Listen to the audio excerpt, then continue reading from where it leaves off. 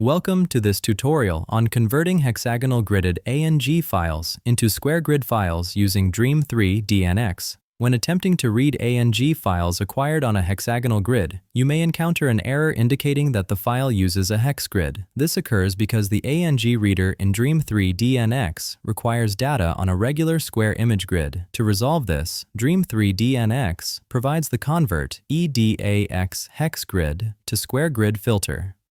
This filter is a utility filter. It does not create data arrays or geometry objects in the data structure. Its sole purpose is to convert files on disk. The filter supports both single file and multiple file conversion. This tutorial demonstrates both workflows.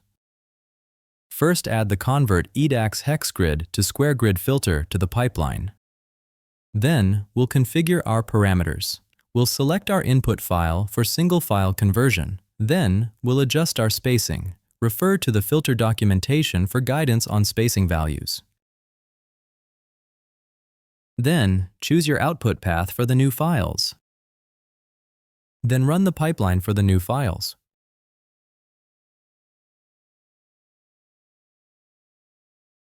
The data will show up in the folder you selected with the prefix in the name.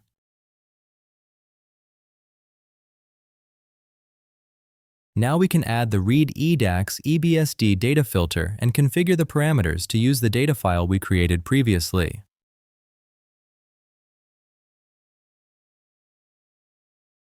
Now we can run this filter and view the results in the Visualization tab. We'll change the data view to surface, then change the color array to image quality.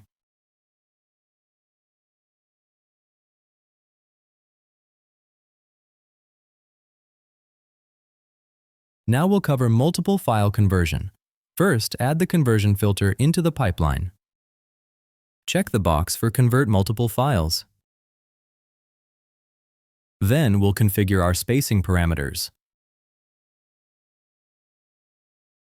Then we'll configure our input path and input our prefix, suffix, file extension, start index, end index, increment index, and padding digits parameters.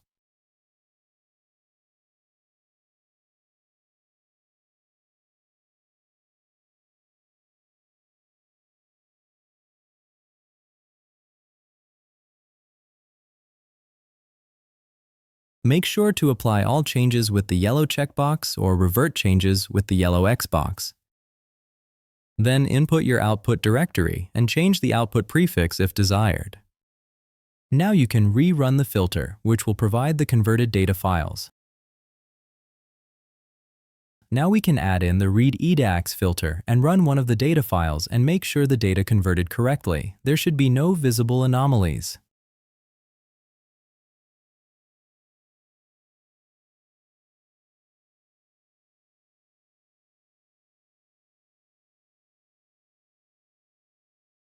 Thank you for watching this tutorial in DREAM3D-NX.